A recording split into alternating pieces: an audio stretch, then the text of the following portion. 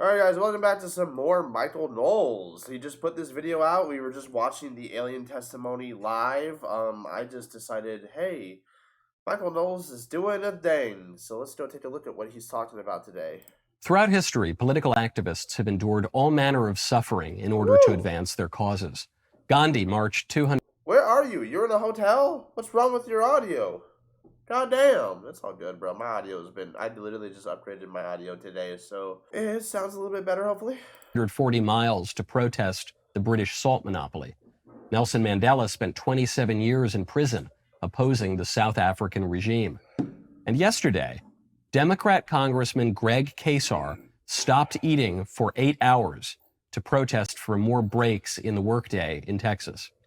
When Congressman Casar first demanded more time off for employees, I didn't know if he was serious. But when the congressman forewent his mid-afternoon snack to bring attention to the issue, I knew he meant business. Now, of course, there was a time when Americans weren't such fatties that they could go a few hours without stuffing their faces and not hold a press conference about it. There was even a time when people fasted regularly as a matter of religious or even just physical discipline. But those days are gone. And in the decadent year of our Lord, 2023, a brief interruption of gluttony constitutes an act of political heroism. Okay, but like, from what it looked like from what they were showing, like in what you have here, it's just water breaks, people over profits, That's, I don't see anything about food. I mean, the snack thing, if he was like fasting for 8 hours just to like prove a point or whatever, I get that's kind of stupid because it doesn't actually do anything. But what they're doing here, it doesn't look bad. I mean, I don't know. Maybe Michael Knowles. Maybe. All right, let's talk about the aliens, dude. And this is a very serious question. Has anyone been injured or harmed retrieving or even covering up the supposed alien spacecraft? They said yes. Do you have any personal knowledge of people who have been harmed or injured in efforts to cover up or conceal this extraterrestrial technology? Yes. Personally. Have anyone been murdered that you would that you know of or have heard of, I guess? I have to be careful asking that question. I directed people with that knowledge to the appropriate authorities. Maybe in a if we could get in a confidential area, SCIF, we could talk about that. But unfortunately, we were denied access to the SCIF, and that's very unfortunate in this scenario. A SCIF is a secure setting where you can talk about sensitive information. The implication here is that either aliens have murdered Americans, American servicemen, and other government workers, right, or that the government has murdered Americans for knowing too much about aliens. He said both, the implication here is every sci-fi horror alien movie come to life. That's the implication. I use that word carefully. It's an implication because we don't have any names, we don't have any dates, we don't have any evidence. We just have this guy's testimony. I am not questioning the guy's integrity. I'm not saying he's lying. I just can't help but notice, we talked about this on the show yesterday, every single time we've got the smoking gun, we've got proof of an alien and UFOs and flying saucers, we don't get it. We don't get the details. We just get insinuations and implications, and trust me, I know, you got to trust me. If only we could get into this. No, I completely understand. He's not wrong that we're not getting the information that, the government clearly doesn't want us to have.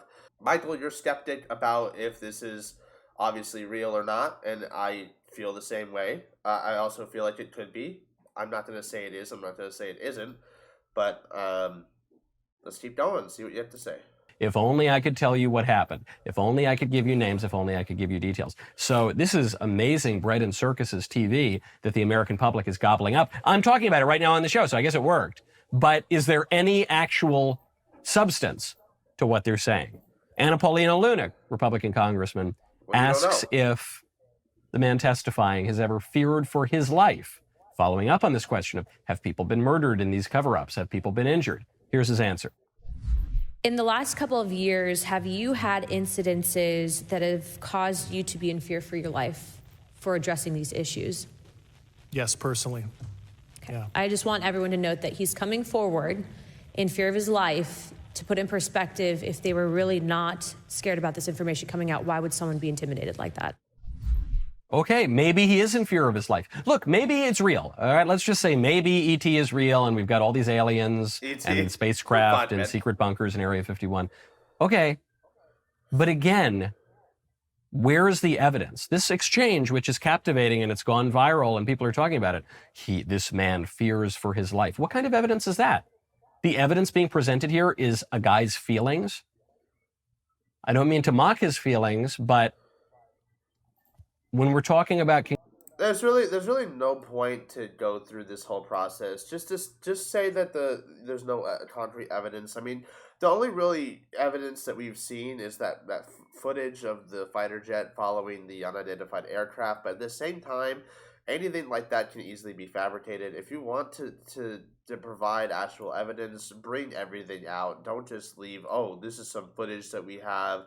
He's making a valid point, but he doesn't need to go through all this fucking shit. Just say, yeah, that's not concrete evidence and fucking move on, Michael. Congressional testimony when we're talking about the little green men. I would rather hear some facts and details and evidence, because these kinds of insinuations can be made about anything. Well, yes, I felt very threatened. This is what the libs say on college campuses. They say, I felt unsafe when you called me by a pronoun that I don't like, and therefore... bro,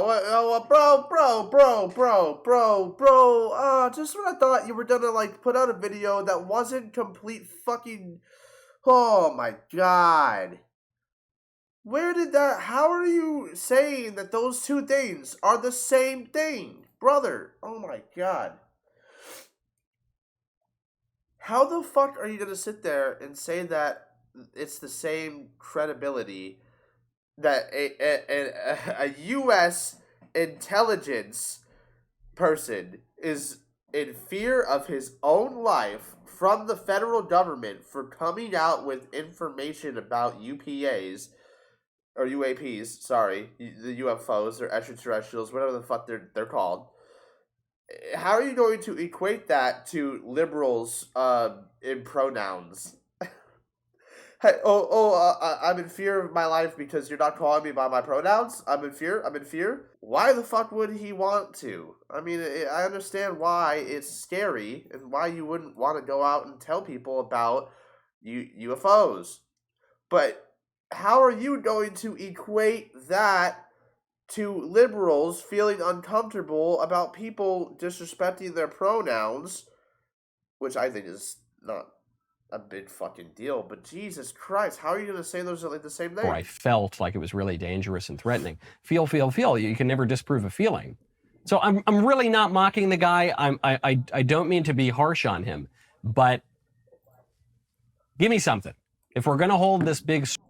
Well, if you're not... I get it, credibility-wise. He's not providing the evidence. He's just telling you how he feels unsafe sharing the evidence because he could be murdered. That's not the same thing. There's nothing to try to find with someone who is a liberal and feels offended. Okay, there's no alien there. You're not trying to find an alien. You're not trying to find proof of an alien. Circus hearing. Give me anything real. Nancy Mace got the closest, I think, to an answer. Another liberal Republican Congress lady, Nancy Mace, asks, all right, you're afraid for your life. You're saying people have been threatened and harmed and injured and all about this. Well, do we have the goods? Do we have spacecraft? Do we have alien bodies? And this answer, to me, is the most telling of the entire testimony, though in a way that's different from how most people are interpreting it. If you believe we have crashed craft, stated earlier, do we have the bodies of the pilots who piloted this craft? As I've stated publicly already in my News Nation interview, biologics came with some of these recoveries. Yeah. Wow. Were they, I guess, That's human insane. or non-human biologics? Non-human, and that was the assessment of people with direct knowledge on the program I talked to that are currently still on the program. And was this Wow. documentary evidence, this video, photos, eyewitness? Like, how would that be determined? The specific documentation I would have to talk to you in a skiff about. If only we got that skiff. That would have been nice. The word that perked my ears up here, biologics. The hell is biologics? That's a weird word. That's a weird clinical jargony word that nobody really knows the meaning of. But did he mean bodies? Well, he would have just said bodies. Did he mean tissue, organs, splattered alien guts? No. Yeah, wait, what is it? Is it the flood from Halo 3? Like, Michael, the entire interior of the spacecraft is just flesh. It's the flood, dude. Biologics, which is a term that when it is used, and it's used very rarely, is often used with regard to medicine. It's not, what does that mean? It was non-human biologics. Okay. What could that could be anything. You could recover a craft that had some other organism in it. It could be had a single cell organism in it. So, well, it's biologics. We got it. Yeah, there's a had lot some it other could kind be, but of it can't tissue. be I don't know. Some guy had a cat hair on him. What is it? When are we going to get specific? Now, what the man testifying here says is, well, I would just need to be in a skiff to get specific about that. Okay. Can the Congress not do it? Can the Congress not demand the opportunity to meet with this guy off the record in a skiff? Yeah, well, you know what? To be fair here, coming out and openly saying that you would be comfortable talking about this stuff in a skiff is also, you're publicly announcing to the entire world that you're okay with talking about it in a skiff, which is also publicly announcing the people who may or may not want to murder you for releasing this information that you are privately telling people this. You're literally telling them that you're telling this information to people in private. So, what's the point of the skiff? That's just what I don't know. What's the point of having the private conversations if you're going to tell everybody, the people who probably want to kill you too, that you're gonna have the private skiffs? That doesn't seem like it's a good thing. So then what's the risk? Why not just publicly fucking come out with it? You know what? That's right. You know what, Michael? I like that. Except for that fucking liberal thing where you compared the fucking, that was dumb. Maybe not. Maybe it is a super duper deep secret cover up and we've been storing alien bodies in refrigerators for a long time. What seems more likely to you? That ET is real and in a bunker somewhere underground, or that the government is distracting you, or that gullible people are following fantasies, or that at the moment that we've got really pressing national matters, the U.S. Congress and the bureaucracy are putting on a bread and circuses show that is succeeding because we're all talking about it. Yeah, for once I didn't entirely hate. Well, I really just wanted to look at the alien thing, but we got the new alien testimony changes everything video from Michael Knowles. He's talking about Biden and curing cancer right now, and I really just don't have an interest in it. I wanted to talk about the alien thing because it's definitely a huge fucking thing. The alien thing in general is an enormous fucking talk. It is a debate. Yeah, it's up in the air if it's real or not. But the fact that the U.S. government and these very fucking valid U.S. intelligence is coming out and talking about it, it's crazy. It's pretty wild, and it's pretty interesting. And to say oh, they're trying to distract us is yeah, they probably are, but they're distracting you already. Just be honest with yourself. You're addicted to their foods. You're addicted to their prescriptions. You're addicted to everything. Their television. Everything is addicting. Cars. You're addicted to capitalism, man. They want you to be comfortable and complacent so they can keep pulling their taxes out of your paycheck automatically. Because imagine if they came door to door to take your paycheck, or to take your money out of your paycheck for your taxes. How many of us would let that slide? I don't know. I would actually sit here and have a full conversation about how much I hate the government and how much I don't like corporations and what I actually believe should be done about it. And it's pretty vile, to be honest. So that's not what I'm going to do right now, but I did want to go ahead and say that I didn't completely hate this video. I thought the thing that he said about the aliens, or the confidentiality of alien news is comparable to liberals at colleges complaining their feelings about pronouns. That was stupid. God. This, you know, him making the point that there's no concrete evidence for aliens doesn't take away all the stupid shit that he said, and it isn't like some incredibly smart thing. It's not fucking mind blowing to ascertain that they're not showing you an incredible amount of physical evidence or factual like ideas or topics or talking about like biological things or sciences. You're not a genius for saying they're not giving us enough information. They're obviously not giving us enough information. Well, if you like this video, hit the subscribe button for more, and I will see you guys in the next one. Thank you.